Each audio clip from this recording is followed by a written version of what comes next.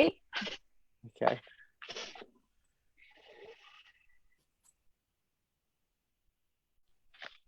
Right, hello everyone. Excuse me. Right, I think we are through onto Facebook now. So hi, thanks for coming to another session, people. As you know, we are talented people. Hello, hello. Please say hello as you pop through. It's so nice to see that people are watching and not us just, randomly talking from our bedrooms on another Zoom conference call. And don't forget, you guys are welcome to ask questions as we go as well, and I'll chuck them to our guests as and when. Just leave them in the comments box. So I will waffle for a minute while you all join. So how is everybody watching? Please please say hello. Hang on. Oh yeah, hi, nice to see you guys. I'll tell David and Tom, I'll tell you who's popping up. You may well recognize some names as they say hello, but let me tell you a bit about these sessions for anybody who's joining us for the first time. These are TV industry sessions for anybody who is at home right now, isolating in the industry, just looking to connect, really. And Rosie and I were chatting about this, and what the loveliest thing about these sessions is that people have given great feedback about the content, and that's brilliant, obviously, on the subjects that we're talking about, but it's making people feel connected to the industry that they are currently feeling so far removed from in their own personal situations at home. We have such busy social career lives that right now everyone is feeling incredibly disconnected and a bit lost. And it's lovely to have people say to us, thank you for doing these, because actually it's just nice to be part of a conversation. So thanks everyone for that support, and thank you guys for joining us. So this session is all about how you can come up with, film, edit, deliver content during a global pandemic, and all of the challenges that are faced, and the things that are possible, and the quality that is possible to achieve, as well as the difficult nature of things that we're up against compared to our usual flexible working situation. So I'm very lucky today to be joined by David Wise. Hi, David. Hello. David is a meister of high-profile docs and factual formats. He's the current CEO and exec producer at Parable, and many of you will know him from your previous times in telly, and the fact that he was director of programs at The Garden and one-time creative director of Jamie Oliver's Fresh One. He's made a couple of Channel 4 fast turnaround docs during lockdown, so we'll be talking to him about those. And Tom Jenner. Hello, Tom. Hey, how you doing? Looking beautifully lit and organised because of your technical expertise compared to mine. He's a shooting PD and self-confessed tech obsessive. He's worked on all sorts of things, is very familiar with a hostile environment, although this particular hostile environment is obviously unique to us all. But Tom's worked on things like Drugs Inc., Ross Kemp's How to Rob a Bank, and currently has been making 3 panoramas about coronavirus that he's still in the midst of. So thank you so much for taking time out to talk to us this morning.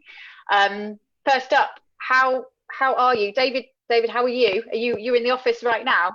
I'm at home at the moment. So like most people, I've been. We shut our office down. Well, actually, we when we made our first coronavirus documentary, which was in the week in the run up to Boris announcing lockdown, we were still open in the office then. So it was a weird experience because all of those changes were happening through that week, with advice not to go to restaurants and so on and so forth. And then by the end of the week, lockdown was announced. So after that moment, we shut our office down. So for the last, however many weeks it is, I lose track, it's 8 weeks now, isn't it? We've been working remotely, although during that period we made another program as well, but we made that program entirely remotely. So we weren't using the office at all. So yeah, I'm working from home. Yeah. And Tom, where do we find you? I'm also at home. I'm in my spare room, which is also our edit suite. So I'm doing a remote edit for the 3rd panorama that I've worked on. But I've actually only been at home for a week. Before that, I've basically been on the road for sort of 5-6 weeks, making the 2 programs before that, and filming the one that I'm now cutting. So it's just been a complete whirlwind. I've been, very lucky to have worked the whole way through lockdown, really, and just kind of coming out the end of it now. Actually, we'll come back to the on the road. Even hearing someone say, I've been on the road for the last 5 or 6 weeks right now, sounds just mad, I imagine, to most people who are watching this and me. So we'll talk to you. What I want to do is talk about the practicalities of that with you, Tom, and actually how you've made that happen and how different it is. But starting with you, David, then, so tell us about the 2 films that you've made, and also what I wanted to know is in that week where you said Boris announced lockdown, did you make a very quick conscious decision that you were going to make stuff like this rather than hunkering down and looking further ahead? Well, no. So, we've got a good relationship with Channel 4's current affairs department, specifically Siobhan Sinnerton, who is brilliant, and we got to know her through we started off our company making virtual reality, and she was responsible for virtual reality at Channel 4. Was excited about it, so that's how we got to know her. And then we started making TV with her as well, because as we broadened out our output, so that's how that came about. So I'm not a current affairs person by background at all, but I do quite like it. I think it's very exciting. And so that we made 2 films. The first film came about because I was having a meeting. Channel 4 had asked various companies, put the word out to say, everyone was obviously aware of the escalating crisis, and they put the word out to various companies saying, what could we make that's fast turnaround about coronavirus. Obviously, no one knew exactly what was going to happen next, but it was obvious that it was escalating. We could see what was happening in Italy. And I was having a meeting with an agent and some talent who was nothing to do with the subject. And I told the agent about this subject matter. We were developing ideas, and she recommended Zand van Tulleken, who was the doctor we worked with on both programs, who she represents. And I think he's great. And so we very quickly developed an idea over about 2 days with him. And I spoke to Channel 4 about the idea of him doing something. And it was commissioned on the Friday 10 days before lockdown, or the Thursday actually. So I'll lose track of dates, but it was 10 days before lockdown. And we knew that self-isolation was already being recommended at that point. It wasn't being insisted upon, it was being recommended. So the idea was about a sort of a guide to how to self-isolate. At that point, even though everyone knew this was a very serious matter, everyone was still going to pubs and restaurants and going to work. Yeah.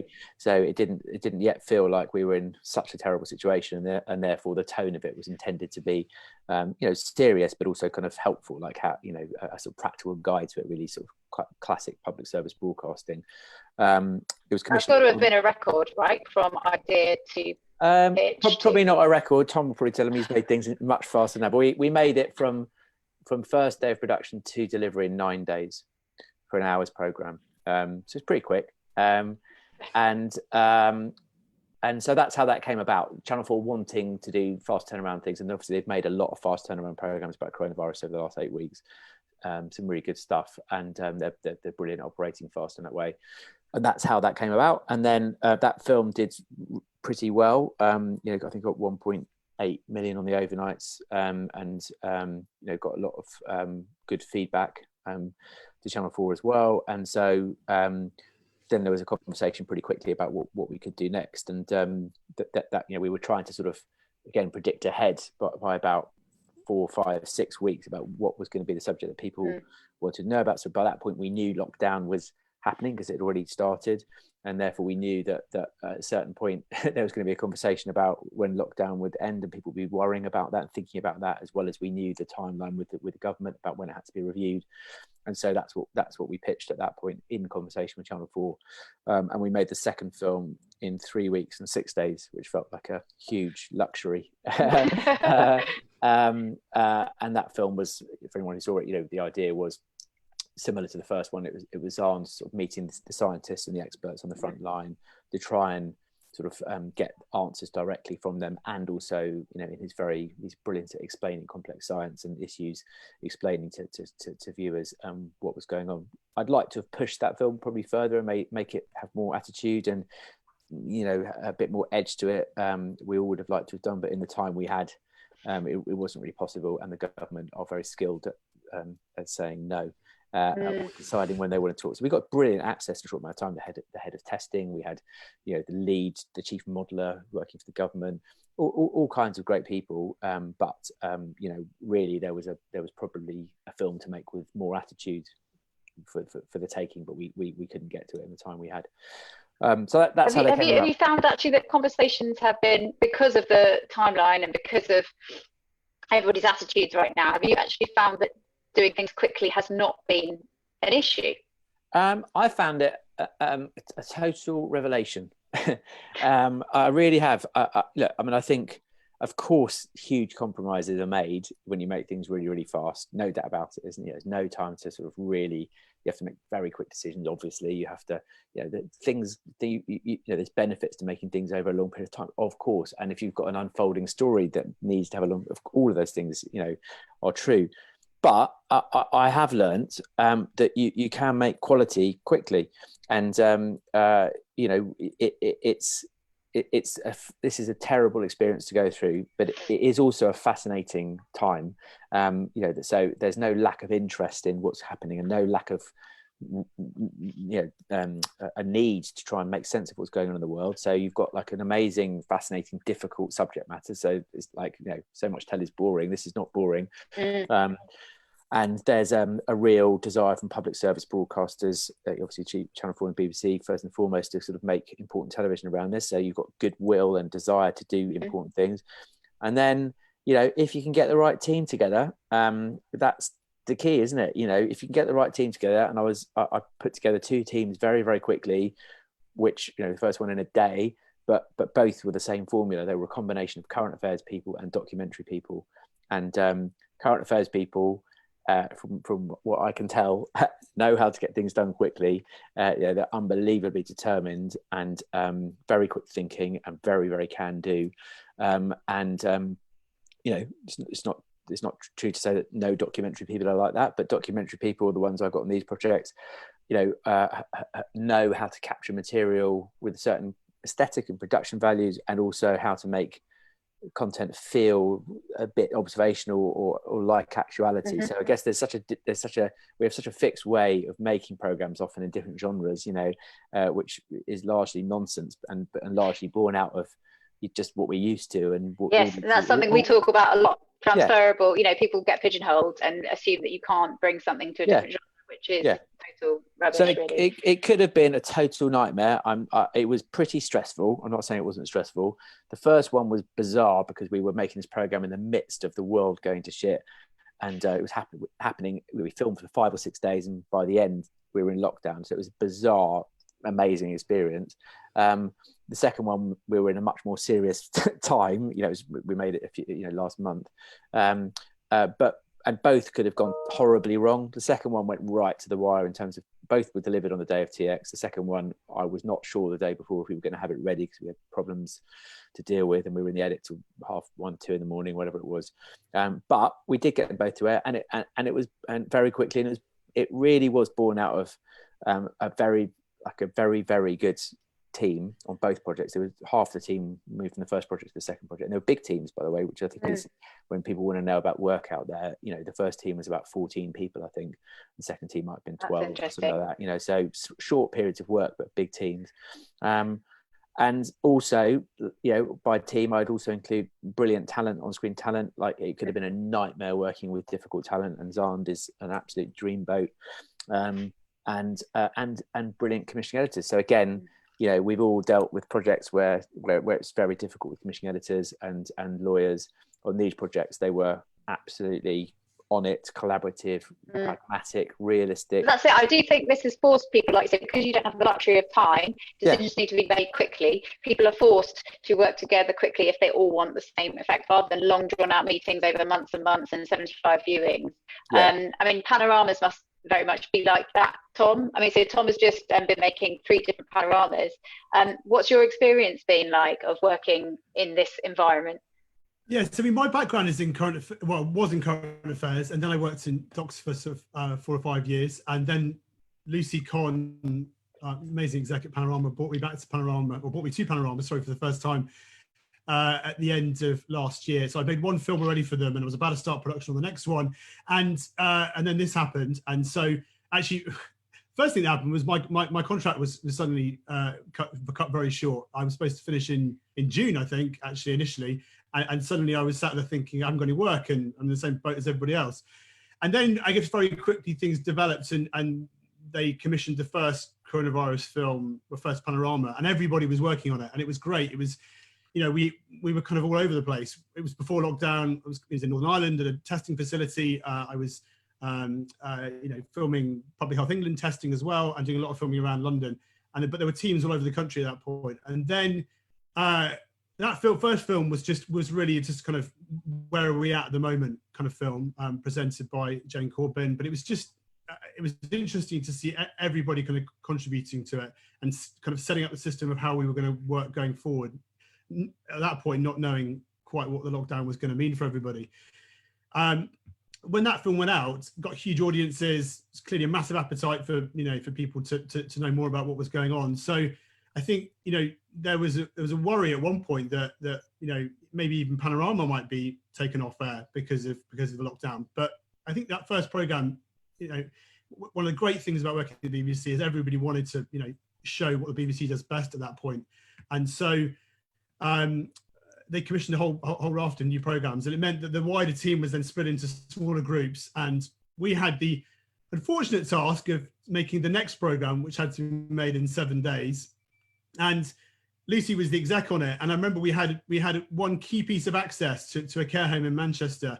And we sat down on the Thursday and we had our first call with them, and they just had a confirmed case in the care home.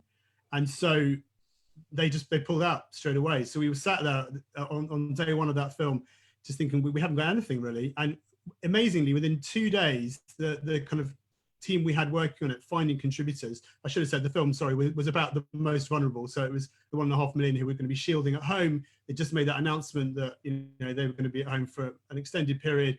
And the idea was to go and film with, you know, people who were most vulnerable to the virus. So not just the elderly, but also people with long-term illnesses like cancer, or we had filmed with a young boy who's got cystic fibrosis. And so the kind of key characters were then sort of cast within the first couple of days, and then we were off to Manchester because we decided that it was better to kind of find people within the Northwest, which actually now turns out to be one of the areas worst hit by coronavirus. And we decided that we were going to have a kind of location team, and there were 4 of us split into, we were by that point in teams of 2. So there was a shooting PD and an AP in each team, and I was on one of those teams. So I was just, even for the second program, I was just one person contributing to, you know, a kind of a big team effort really. We had, you know, edit producers in London, you know, we had our amazing media manager came up to Manchester. We were, you know, shooting during the day. Footage was being fed back overnight. Everything was being transcribed, and amazingly, we put together a program in 7 days that I think was, well, I think, you know, one of the favorite films I'm most proud of ever made. It was just, you know, such an amazing experience, but it was also a good film because we had some fantastic contributors who were prepared to film themselves at home and do bits of filming with us, kind of through windows. Sometimes they were able to come to doors, depending on the situation. But we also filmed sequences with charities in Manchester, one amazing homeless charity called the Mustard Tree, and it allowed us to film home deliveries, film the work they were doing in their big centre in Manchester. And it kind of, at the start of that, I thought of that second film, there's a lot of talk about, oh, we're going to have to compromise on quality. And, you know, I remember one meeting where somebody said, oh, I think we're going to have to broadcast this in SD because we won't better get the footage back quick enough. And I was just thinking, God, this is crazy. You know, I'd worked on loads of fast turnarounds in my career, ITN and kind of Granada and ITV before that. And so, if we could do it back in the days when we were shooting on tape and we could, line feed footage back from Japan in a week, then we can certainly get footage back from Manchester over a fast internet line each night. So what was good about it is there were no compromises on quality. We had a drone shoot. We had, amazing time with the reporter. The reporter was Richard Bilton, and he was just incredible. Like, one of the best things about Panorama is the reporters are amazing, and they deliver so much in a short amount of time. And you just don't need much filming time with them. So that's something that you've both. That's something that you've both said in terms of, I think that everybody assumes that you have to drop the ball massively and make big compromises on quality. And actually, you've both just said that you are incredibly proud of the things that you've made, not just because of the challenges you've had to overcome, but because actually they're really good films anyway in their own right. Mm-hmm. Yeah, and I'd say to say one thing is that I don't like working on fast turnarounds. And I think kind of maybe in a purely selfish perspective as a freelancer, they're extremely hard work for on quite short contracts. But this was just the story that you couldn't, I didn't even think twice about wanting to get involved in. And there are some stories that are absolutely worthwhile turning around quickly. And I think sometimes, broadcast and production companies want to turn around films quickly because for budget reasons, but this was the one story that was worth turning around, at high speed. And I've been lucky enough to go on and make the third film, which is like a normal Panorama, basically normal schedule, kind of, amazing access. So I'm just glad that, I've been able to have kind of all those experiences. Very, very lucky. I'd also say that, just the skills that particularly sort of documentary shooters, self-shooters have kind of developed over time, are I think a premium at the moment on these kind of projects.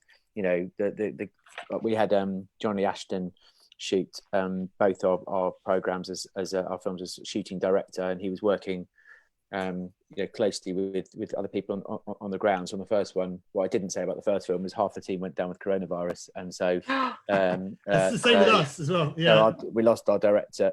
I think our director came with symptoms, or he didn't have symptoms when he started with this, but he essentially came infected from somewhere else and went down within a day. So I ended up directing the first one, most of it, but working very closely with Johnny, and then Johnny shot the second one. And Johnny is just a brilliant self-shooting director. He is, I spoke to Zand yesterday about another idea, and he was talking about Johnny, and Zand was never aware of a need to stop and change a battery, never aware of a need to stop and change a lens. We were having to turn up on the first film in particular, and we'd have like sometimes 20-25 minutes with someone. We'd be in a park with them because these were the scientists who were very aware of what was happening and therefore were socially distancing properly.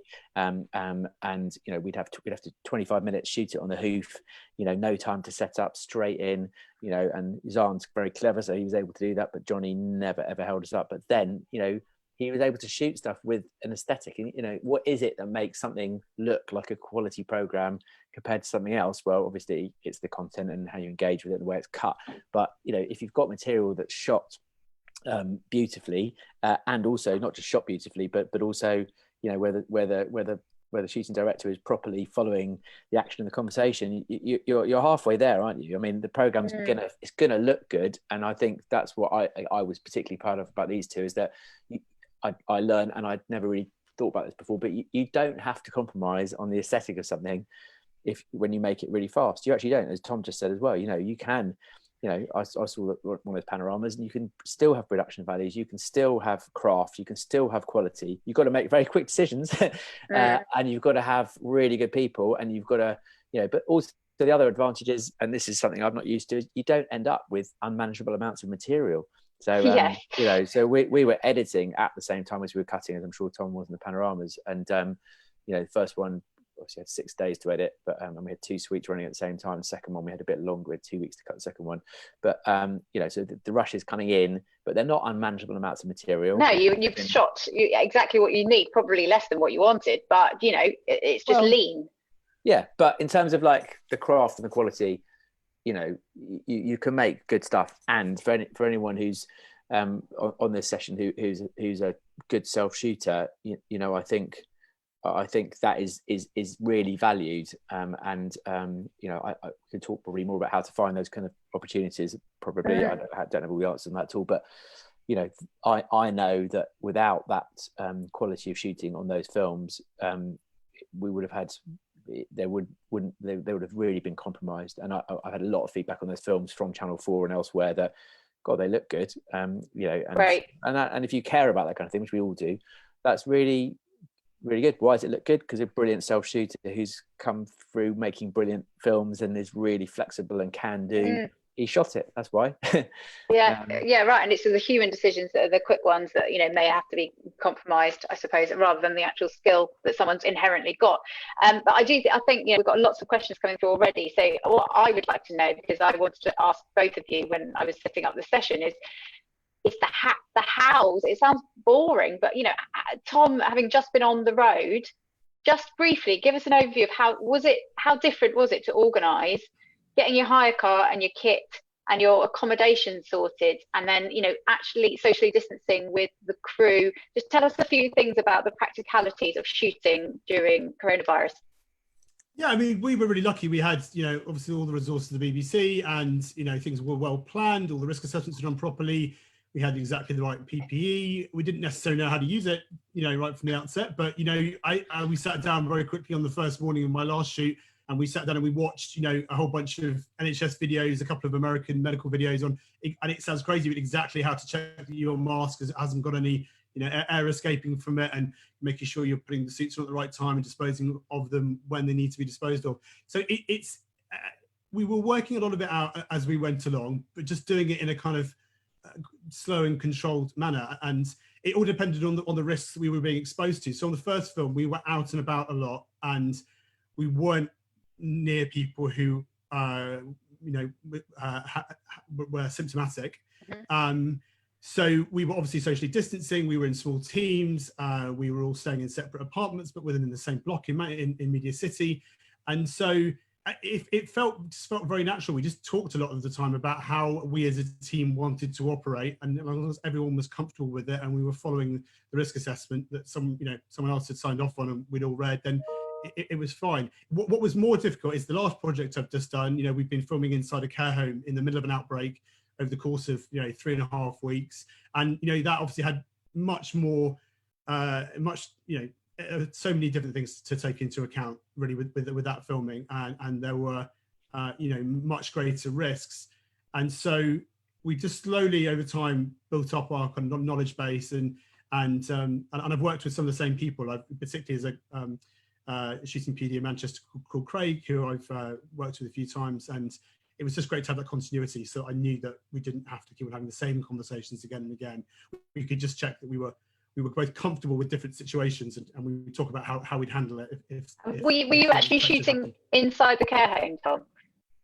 Yeah, so we were filming observationally inside the care home, yeah, in different places in the care home for sort of, yeah, about 3.5 weeks. So yeah, it's about as much as I can say about it at the moment, I think. yeah, no, that's fair enough. And what about getting food and, you know, breaks? Yeah, I mean, it's the small things that, yeah, you just don't think about when they come up. But I mean, you know, I've always worked as part of a small team. I've always been, you know, entrusted by production company to, you know, here's the budget, here's the shoot, go ahead and, you know, kind of sort it out yourself. I prefer having that kind of, you know, I don't like, it's not like I don't like being told what to do, but I feel like I've got enough experience that I can make these kind of even the straightforward decisions myself. So, you know, we worked it out. We started off relying on takeaways, and then we very quickly started cooking our own food. We had an apartment. There wasn't much to do in the evenings apart from watch the rushes and cook yourself some food, and you know, and check a bit of Facebook. So yeah, luckily, because, you know, the country was empty, you know, and because we had this, I had a letter in my sort of breast pocket from the editor saying that I could go anywhere within reason, and we had to be very careful about, you know, when we moved around. We didn't just go crazy. We were able to get food and kind of sort ourselves out, really. Toilets were another thing. Toilets were a big challenge. Yeah. Finding them, using them correctly? Just generally having to go back to base. You know, I mean, that's the thing. You had to keep going back to base. You know, it's crazy, but it's the way it was. You know, you couldn't go into people's homes to use their toilets. There was nowhere open. There was the occasional petrol station. Often they closed their toilets. So yeah. That was something I had not thought of. And what about workflow and remote edit producing? I mean, David, you must have done that as well. Did you find your workflow had to change? Yeah, I mean, I'd say one other thing in relation to sort of all of that is, you know, when we made the first film, no one knew what was coming, so it was pretty chaotic. There were no proper guidelines in place from the broadcaster. We you know, obviously we're a pretty professional company, so we had our own guidelines and risk assessments and protocols and all that kind of stuff. But we were, as I say, there was a lightness still around London at that time. Everyone was going about their normal lives. We could film about what was coming. So we operated safely, but it was only when we got to the second film that, of course, broadcasters had then themselves had to work out how things could be made. And by that point, and I know it's the same at the BBC, Channel 4 had put together a very, very detailed set of guidelines for filming during this time, both in the general in general situations where there's no specific high risk of around people, but also in high risk environments. And so a huge, like a 5-6 page document, which are guidelines, and then every production company has to put together a protocol for shooting, which has to be signed off by the commissioning editor and the lawyer. And it's very, very thorough, and, you know, in a way sometimes a bit overwhelming in its amount of detail. So we then put together another set of guidelines for our teams, which is kind of hopefully easier to decipher. So the relevance of that being that there are now proper systems in place and proper guidelines, and it's very thorough and detailed about how you can operate safely. And it boils down to common sense. You know, we all know that you can be, the truth of it is, in my opinion at least, you can be outdoors and be pretty safe generally. You can, as long as you keep your distance from people, as long as you're not symptomatic, you know, you can, so you can make things out and about quite easily. You can also be in people's homes, as long as you keep your distance, as long as you make sure that you wash your hands before you go in, when you come out, wear masks, all this kind of stuff. So it's easy to think that it's impossible to make things, but it's just not true. You know, obviously it wouldn't be good if every single company in the country was out everywhere making stuff all the time, because you'd be increasing the risk of transmission. But, you know, for public interest programs, it's absolutely justifiable and doable. And in fact, for almost any program that you know should be on television, it is doable. We're making other films at the same time which are not about coronavirus, which we've been making for a year, which are still filming, have been filming through all of this as well. I think that will be music to people's ears, actually, and very encouraging. That you feel that anything is possible. Well, not anything, but within reason, things are possible. We can still film. Yes, we can. And I think understandably, in the worst of all of this, you know, everyone had to take stock of what was going on, and everyone was being told, unless it's necessary to be out, be inside. So it wouldn't make sense for broadcasters to be encouraging everyone to be out running around making things. So there was a lot of caution around that. We also had, you know, we had press passes, we had letters from the head of current affairs saying, because we thought, and broadcasters thought, we might get stopped by the police and saying, what are you doing? That never happened. But you know, there was, you know, it was a serious matter clearly, and therefore it wouldn't have been responsible for everyone making television to be running around the country. So it was only really public interest programs which were considered absolutely necessary at that point. That has already been changing. Lots of things have been being made, and it will change going forward. I'm absolutely sure of it. Is that, you know, people will want to watch television. There are massive holes in some broadcaster schedules, and we're all going to have to work differently, and budgets are massively under pressure, which is going to impact as well. But you can make things. For anyone thinking, well, obviously it's different for people who are vulnerable, by the way, I should say, of course, because there are some people who have to totally minimize the risk, and therefore they can't be out. Yeah. But for other people, you can make things, you can make things safely, and there will be, I'm sure there will be more production activity, and there are good guidelines out there. And if you're working with good, responsible companies, you will get the necessary advice and everything else. But to answer your question briefly about the production workflow, yeah, we had to work a bit differently. On the first program, actually we edited in Soho, because we didn't quite know what was coming, and we had 2 edit suites running. Second program, we tried to edit remotely originally, and we so our 2 editors were both working remotely. In the end, Jonathan Wright, who's our creative director, who's also a brilliant editor, and was the sort of lead editor on it, didn't want to work remotely, because it was fine, but it just was a bit slower than he'd like. So he went back into Soho, and of course Soho is the safest place to be, because there's not a single person there. I mean, I went there as well. Literally, it's you know, bizarre. Totally, there's the only place in London I've seen where there's no one at all.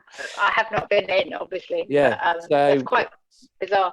So it's perfectly safe. So we our workflow actually was probably less complicated than Tom's if Tom's working totally remotely, but you can work remotely as well. So we're making another at the moment for the editors. Yeah, it's fine. How do you find it? Yeah, I mean, I was not looking forward to it, if I'm honest, and but it's been amazing. I've kind of now, once I've got all the technical niggles out of the way in the first couple of days, getting used to, I mean, luckily I already had at home, I'd set up, I bought a couple of cheap monitors a year ago. It's just a case of, plugging my laptop in, I've got a webcam, I've got a mic, I've got an iPad on a stand next to me. So I've got, the editor on Zoom on the iPad and the editor Ian, that was the difficulty. But the difficulty was communicating. I was working with an editor I hadn't worked with before. I was just worried about developing that kind of relationship that you develop in an edit suite. And, the first couple of days were a bit difficult, but I've got to say, it's just, end of week one, it's now just, it feels the same as if we were in the same room as each other. But that said, I personally, this is a one-off. I'm not interested in, I wouldn't want it to become the way of working. I love working from home, but particularly with the edit, it's just nice to have that person in the room with you. Yeah, for sure. And I mean, you've got Zoom on in the background and what people watching cuts. And have you found it's got slower though, because you can't play out? Must be difficult. Surely you need to watch that. No, it's actually really straightforward. So Panorama have always edited at the Edit Store, and so we use Splashtop remote editing. So we're basically, me and the editor are both remoting into their computer, and so when we need something exported, they conform, they export, drop it into the Dropbox. The whole team at Panorama's got it. It's that easy. Oh, amazing. That's so practically not particularly not particularly big hurdles to get over practically, it sounds like, which is refreshing to hear. I guess there are so many good questions, I want to crack on with them, but one thing I did want to ask you guys is, in terms of mentally and sort of you guys jumping into work, plowing through, still carrying on with wanting to make great content, but in a very different world. How have you found? How are you? How have you found working during this period?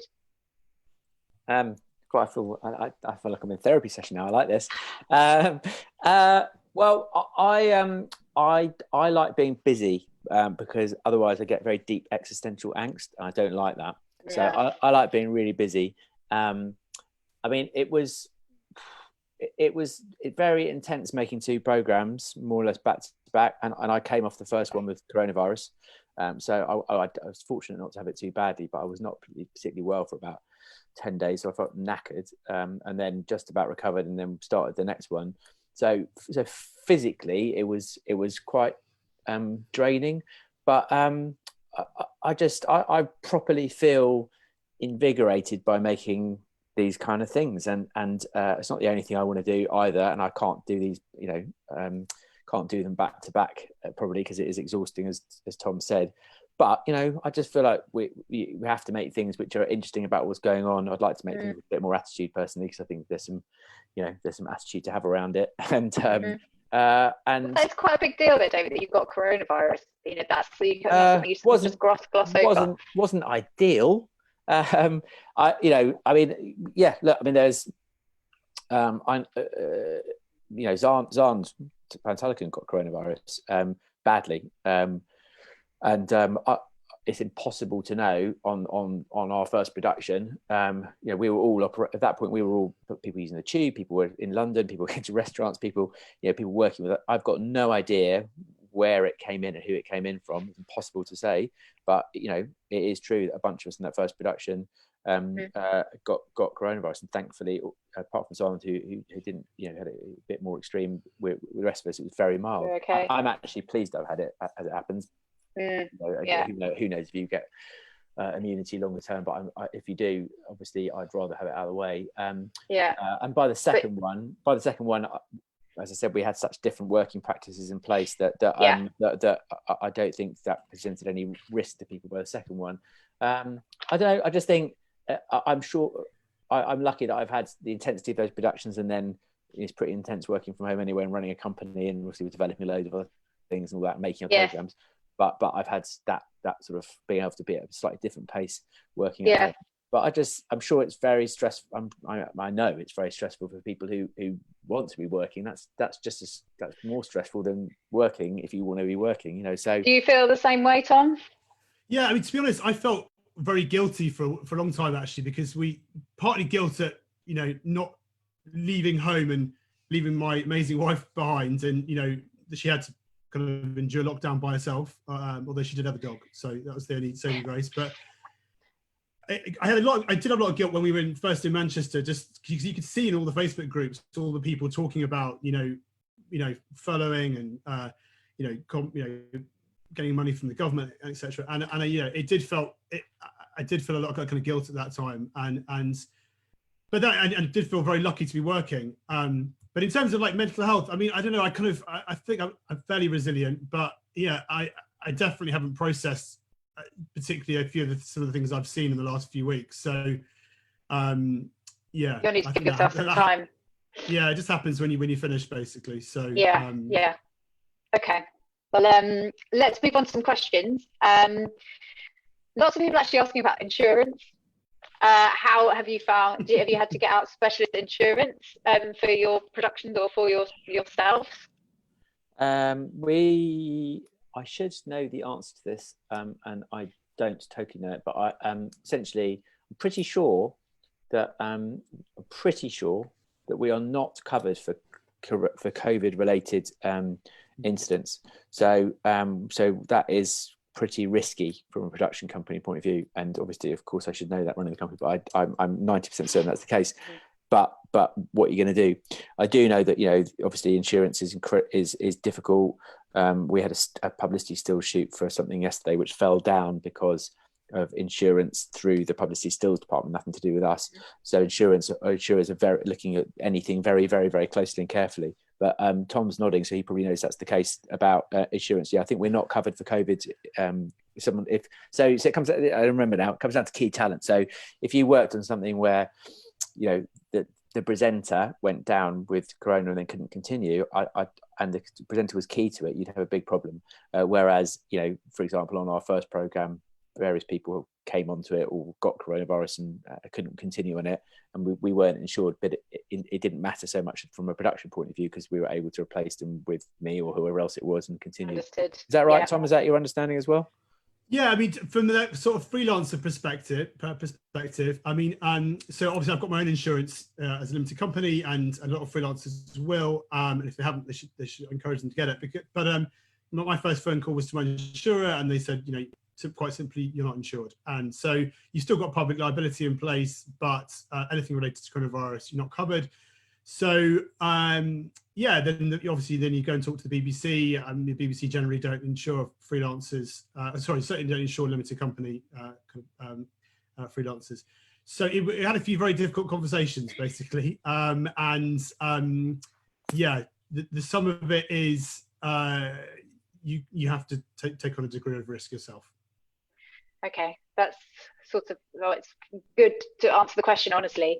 I think, you know, it's not something we can do much about, it sounds like.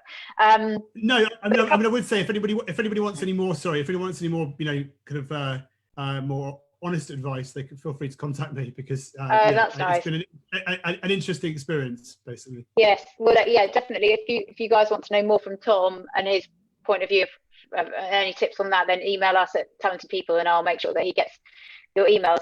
A couple more practical questions, actually. Tom, you'd probably be best placed to answer these, potentially, having just done it on the ground. Things like how did the crew travel together, and what about things like miking people up, and, you know, what an AP can do where they can stand? I mean, look, you know, you know, there are guidelines, but I always treat them as that, to be honest with you. And I think people have to make their own decisions. So I always do what the contributors are most comfortable with, and we talk about it beforehand. And some people didn't want to be mic'd, some people did. It varied enormously. In terms of traveling, and again, you have to talk to whoever's on your team, really. Some people I was traveling with, we would try to separate in the car just by having them, you know, a distance in the car. But if I'm honest, you know, these things don't last very long when you're on an intense shoot for a week or longer with people. So it's, you know, the most important thing is you're not trying to as the director or whoever else is just trying to impose your will on everybody else, and everyone is making an informed decision and kind of calculating the risks beforehand. So if anyone's going on a shoot, I think you just need to spend a lot of time talking with the production company and then with the people you're actually going to be on the shoot with about how you want to operate. Yeah, Right. we said to sort of answer that as well. So we also used cars, partly because we were filming with Zand a lot on the go in between interviews and so on and so forth. And, we made sure everyone who was involved in that was comfortable with it, but tried to keep numbers in the cars to a minimum. But, we were presenting some risk to people by having them in cars together. By the second production, it was the same team that worked on the first, and actually they also had all had coronavirus by then, so they all felt quite relaxed about it. What we did avoid was sending people on any form of public transport. Again, just felt logical to me that what you wanted to do was keep people away from other groups of people. That was the key thing. We were choosing to work intensively together for those programs. We didn't have to, but we chose to. So I was comfortable with that, and that was also all signed off through risk assessments. For radio mics and stuff, we actually, particularly because we were dealing with scientists who were integral to the work being done on Corona and government advisors and stuff, we would always sanitize radio mics, give them to people to put on themselves. And then we had more complicated versions of that. It sounds like Tom did as well. When we were filming sometimes with vulnerable people, we would pass radio mics in boxes that have been sanitized to them through a window, which they would then put on themselves. There's various solutions to it. Again, kind of common sense, but you can get someone to put a radio mic on themselves, tell them how to do it. It's fine.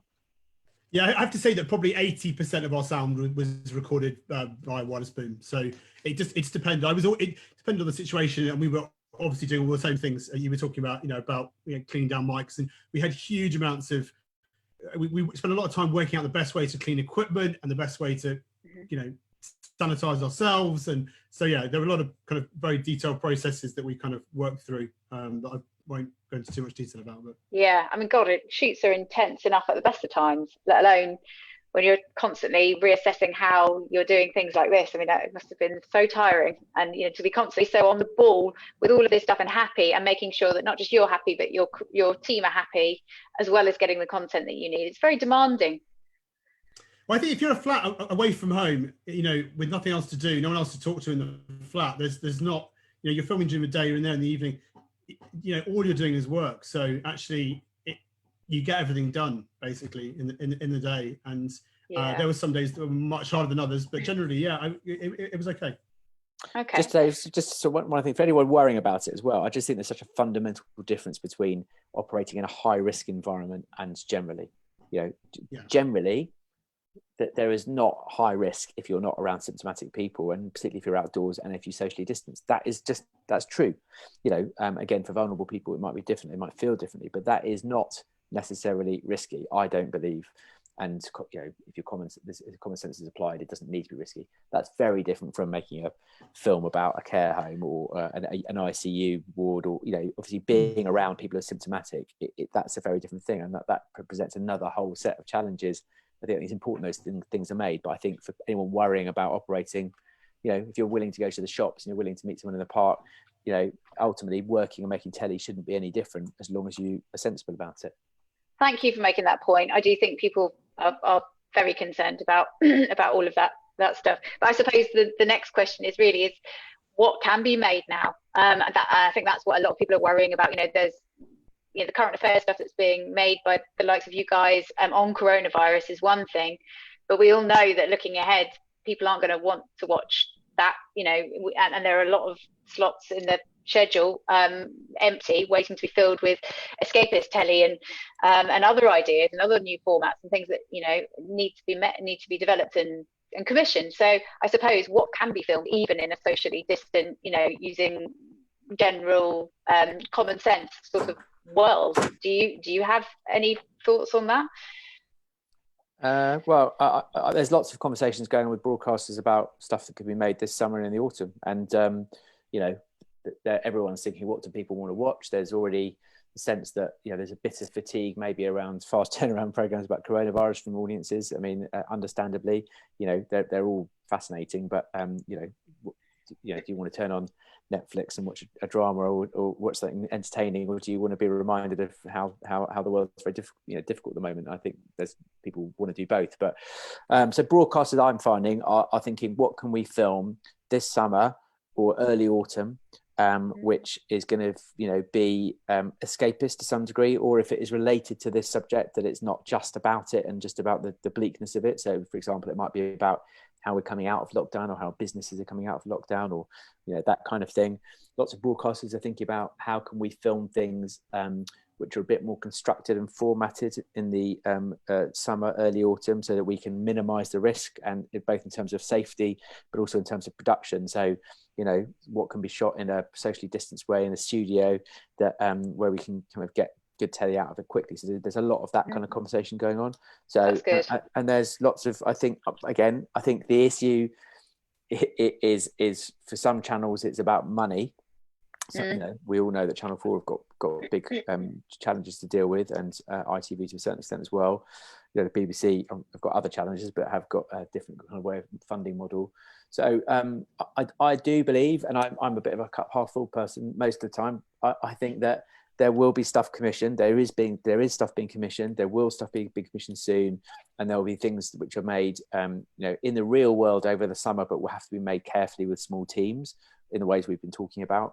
And there'll be things that go into production to shoot late summer, early autumn, which are probably a bit more formatted and constructed. Not only that, but that's where it's happening. I just think that once people have got over the understandable, inevitable trauma of what's been going on, and just thinking, okay, this is now what we're dealing with. And again, we all know this is not going anywhere, this thing. So we're going to have to learn to live with it, and we'll all have to learn to work around it. And I think there'll be a gradual, sensible return to making things, but it is going to be different. And it's going to be different because we have to operate safely. It's going to be different because there's less money in certain areas to do it. There's been a radical shift in expectations about what things will cost to make. It's just, that is the way it is. And we all, production companies, freelancers, we're all going to have to get our heads around that, because that sometimes will mean making compromises. That's just the real world.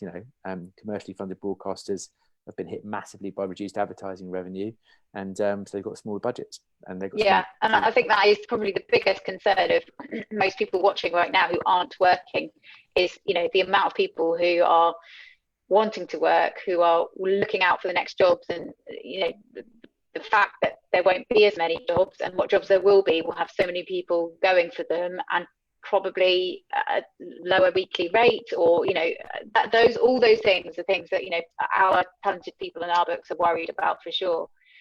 I just think we're at the beginning. We're 8 weeks into this, and you can already see things changing in terms of slight relaxations, whether it's right or wrong, different matter. But around, things are opening up. We're getting a bit more freedom in our lives, and that's making people probably feel a bit differently about things. And I think the same is happening in television. But there are some seismic shifts which have happened, which will take a long time to recover from. Freelancers might find that there's an expectation about reduced rates, but I don't know if that's necessarily the case. I think it's more likely that there'll be, things will be made faster, not necessarily partly because of budget, but often because of just not wanting to make things over a long period of time, which then are at risk of falling down or running into a second peak, which may come later in the year, whatever else. So there is clearly less work right now, but that's because we're only 8 weeks into like a massive event, which has essentially frozen everything, and I think that there will be a build up of work coming over the coming months. I don't know to what level, but it is going to happen. So will there be enough work to go around? I don't know. It's clearly going to be difficult, but will there be work? Yes. Will there be good work? Yes. Yeah. It will be different. It will be for sure. Actually, that links to something that Lewis Hatful commented on earlier. Hello, Lewis. He said, are we concerned that perhaps people are going to have to upskill massively in order to do sort of more jobs than their own? We already expect directors to be able to shoot, but they're going to become everything else? And then what impact will that have on, mental health and safety as well? Tom, what do you think? I mean, I should say that, from my perspective, things are already at breaking point, so that's just not an option really for most of the certainly people at kind of shooting PD level, that in certain types of programs, they're already being stretched too thin and rates are being driven down. That's already been happening, pre-coronavirus. So I don't know what's going to happen if things get worse. No, I don't. Like you say, I think we're already doing too many jobs anyway. So let's hope that doesn't happen. Well, it's just. I mean, it seriously is. We'll start putting people at risk. That's and I'm not. It sounds maybe over the top, but I mean, you should hear some stories. You hear. I hear from people about working conditions. I'm lucky. I'm just to even work as a team of two. Being sent out by yourself to do a job that's got risks is seems to be becoming more and more commonplace. I can't even imagine how doing that in coronavirus. You just got to have like in hospitals, they have a buddy system putting on PPE, and we've had to do that in TV production. You can't do these things by yourself. You can't be shooting and operating in any kind of difficult environment really, without somebody there with you to watch out. Actually, Tom, relevant question for you. Naomi Sumter is asking if you self-isolated when you came off the shoot before going home to your wife. No. And sorry, it sounds really blunt. Sorry, I mean, I've never had any symptoms. I repeatedly asked about testing, but at the same time, no, not to the point where I'm going to make a big deal out of it, but it's just not available yet. So, so yeah, there's just there wasn't really an option. So self-isolate. I've got to go straight into the edit. Yeah. I'm sorry. I should say sorry. I made that choice with my wife rather than me just saying, "Hey, I'm okay. How you doing?" Yeah. Hello, I'm back. Becoming good. James Bainbridge, hello. Nice to hear from you. He wants to know if the Channel 4 and BBC guidelines are published. If you know that, for people to view who aren't currently working on a programme. Not that I'm aware of. That would actually be useful for people sitting at home with some time to be able to look at those and digest those and consider any ideas. It would. I will. I'm very happy to raise that with someone I'm speaking to later, who may be able to help with that. I don't think so. I think they were circulated to people working on productions, and they were very clearly. Also, at that stage, they were sort of still work in progress because it was very early in lockdown. Yeah. So I'm sure there. I would imagine, but I'll try and find out. But I would imagine that they will be published in a bit like, every organisation is publishing working guidelines for health and safety. I reckon they will be. I imagine they'll be incorporated into Channel 4's general guidelines. But I don't think the ones they have at the moment are published, and they are, they are very common sense, as I said, but very, very detailed. There's nothing like surprising in there. I'll ask that question and someone later. Okay. Yeah, great. That's good. Okay. Well, we will wrap up in a couple of minutes. I'm just going to look through for any other questions. So, Tegan says, do you think this will make it harder for us to cast contributors or gain access to places for the foreseeable future? Because they'll think it's not worth the risk and we can't technically guarantee their safety due to coronavirus? I don't think so.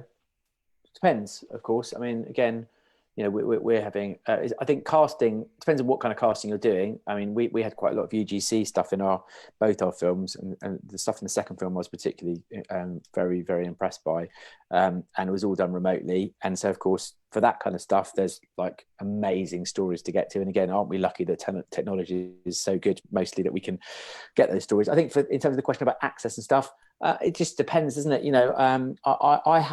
We've got quite a lot of access conversations on the go. And no one has expressed those reservations. I guess there will be places where they do, again, particularly with those vulnerable people there. Hospitals certainly is more complicated just because of what's going on. But I don't think so. Again, I think, people will want to tell stories, and people will, for the same reasons people have always wanted to allow access, they're still going to want to allow access. They may want to be very, very reassured that we can operate in a safe way, which is absolutely right.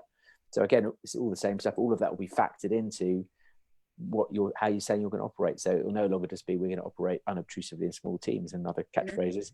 It will be we operate unobtrusively in small teams and safely within COVID-19 guidelines, which will be true. So I don't know, it's an interesting question. I've not encountered that yet, but I guess that will apply a little bit. Equally, we'll see. But I'm digging the David Wise glass half full thing. I'm all over that. Well, I mean, yeah, I'm not like sugarcoating the problems, but the glass half empty bit is I don't think this is going anywhere. It's going to take a long time to resolve, and I think there'll be a second spike. So that's the bad bit. But the other bit is, we will be able to return to some kind of different way of operating in our lives and in business and in making television. And if there's one good thing about television is people still want to watch it. That is maybe more than ever before. So we just got to deal with that, and people got to come up with good ideas of what we can make, and people have then got to be, I don't think people should ever be willing to compromise on safety or be taken advantage of, but we've got to be willing to think differently. And a good example of that is we've had a sort of, we've got used to working in certain ways with certain budgets. It's not the case that everything it's ridiculous to have a tariff for an hour's program. It's ridiculous. Not everything costs the same thing. You can make things in different kind of ways. So I think we all have to be a bit flexible just about, no, I can't make it. We have to think differently about how we make things. And that could create opportunities as well. I think, how do we use technology and harness it in a different way to make things good? How do we do that? And also I think, because we're all making it up at the moment, no one has the answers about anything. That is also an opportunity for people to shake things up a bit about how they do things. And I think that broadcasters are quite receptive to that at the moment. Because none of us have any answers. No one knows what's going to happen. And so people who've got good solutions to things and a can-do attitude, I think goes an awful long way. I think that's a really interesting point. And I think, there's people here actually asking whether perhaps, the faster commissioning decisions that are happening right now may continue beyond coronavirus, perhaps. I think so. Whether or not, the volume of commissioning and as I said, the budgets, I think is an issue. It's an issue for us as a production company, but I think there will be more. I think there will be more speed. I do. I sense that it's made people behave differently in broadcasters. I do. I think there's it's easier having Zoom meetings with people than it is doing it in person. I just think people behave. I don't know what it is. Maybe I'm just dealing with good people anyway, which is I'm lucky to do. No, I think this whole video setup has definitely shifted the way people are working, and I think people are more receptive to a face-to-face meeting online now than they ever were. When I think about going in to meet clients or even candidate interviews and trying to pack my whole day together, and of course being there in person is excellent, but I do genuinely think this is now not a weird thing to suggest to people for a chat instead. And instead of just picking up the phone and calling, actually, should we just hop on a Zoom, because then I can talk to you like this. I think those sorts of things have changed. There's definitely little things that are shifting for the good. And by the way, guys, the BBC guidelines are published. Giovanni and Lucy kind of just posted them into the comments, so if you want to have a look at those, I think that would be really interesting. And then I think Lou Patel, let's talk to Lou. Hello Lou, the brilliant Lou from Share My Telly Job. She's asking who you guys think should be responsible for producing industry guidelines for getting back to work. Should it be an industry-wide thing? Big question. Who should be responsible for publishing guidelines? She loves a big question, does Lee? Who should be responsible?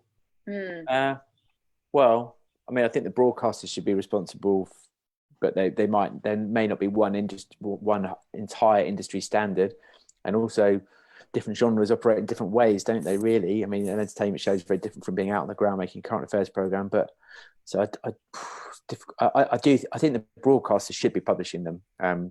Clearly people want to know what's recommended, and it's great if the BBC are. I don't know, I can't imagine a sort of one size fits all industry standard. I think it has to be tailor-made for on the one level for a broadcaster, but then on a micro level for the type of programs you're making. Specific project, Yeah, I think so too. Great. Well, look, we've had so many people whizzing. If there are any kind of repeated questions that I've not got to, I'll ask you guys separately after this, and I'll post something so people can respond. Or if you guys get a minute, do look through the comments and respond to any that you feel that you can help with. But it's been so fascinating to hear from you guys who've been shooting like now.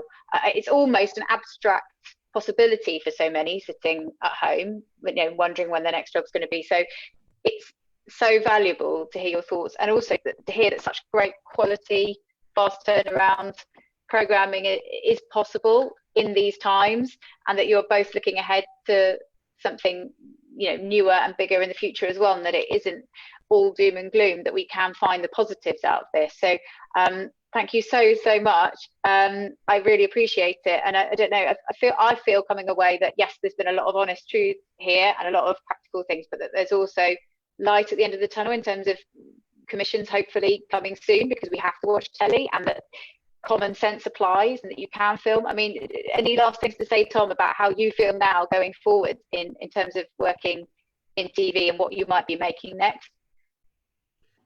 Do you know what? I mean, I'm not sure I can make another program about coronavirus immediately after this, but you know, never say never. I mean, I just hope that broadcasters, do start getting people back into work. You know, giving the commissions so we can get people working again, because it's heartbreaking to read how many people are struggling to get back. And I mean, I to be honest, I haven't even thought beyond this job at the moment. So maybe have a break, Tom. It sounds like it's been very full on. Have a little lie down. David, how about you? I've just sort of final thoughts. Well, you know, again, I don't want to underestimate or sound like I think it's all like totally tickety-boo, because I don't.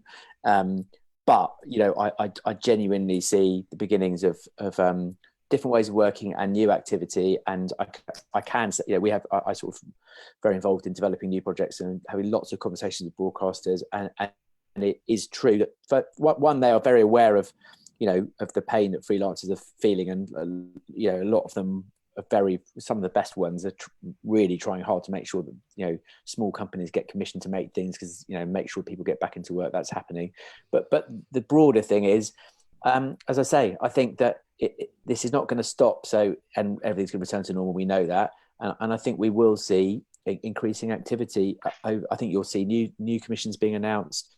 I think things will happen and people will find those work. It's just finding ways to seek out those projects. I'm sure that's the tricky thing. How do you know who's commissioned what? How do you get to it before it's already crewed up? All of those kind of things. And I guess in the end, that's probably where people like you come in, Kimberly. Is that's well, yes. I mean, obviously, the people who are connected to those the crewing up is one thing, and the other thing is keeping the relationships going you've got with good companies who you want to work with and who know you. It's a really, really important thing as well. Knocking at the door of the companies and the commissioning editors who are commissioning things, and just all of those kind of things. They all remain true, don't they? Yes, they do. I don't think it is a case of everyone having to learn 100 new skills. I think it's about selling the skills that you have to operate in this kind of environment, and ultimately it's still the same sets of skills that we need, which is good storytellers and good technical people, and people who are I think more than ever, people who are collaborative and can do, because imagine making these kind of programs with people who are just obstructive and difficult, and at whatever level, whether it's the broadcaster or the talent or the production team, that would be a nightmare. Yeah, and I do think this environment has opened us all up to being completely humble, transparent human beings who should be able to speak up and find ways around things together, as you say, to collaborate. I think so. Yeah. Well, look, thank you so much. We are we've had like 150 people watching live, which is amazing, and tons of comments. If you have missed the beginning of the session or any of our other ones, you can find them on our website now, which is talentedpeople.tv, and find the TV sessions page. But yeah, thanks so much. Tom's in the middle of a remote edit for Panorama, so he needs to crack back on. And David has just come off the phone from various commissioners, and we managed to grab his time squidged in between things. So massive thank yous, and I hope you all stay safe and well, and we'll see you soon. Thank you. Cheers. Take care. Bye. Thanks for watching, everyone. See you later.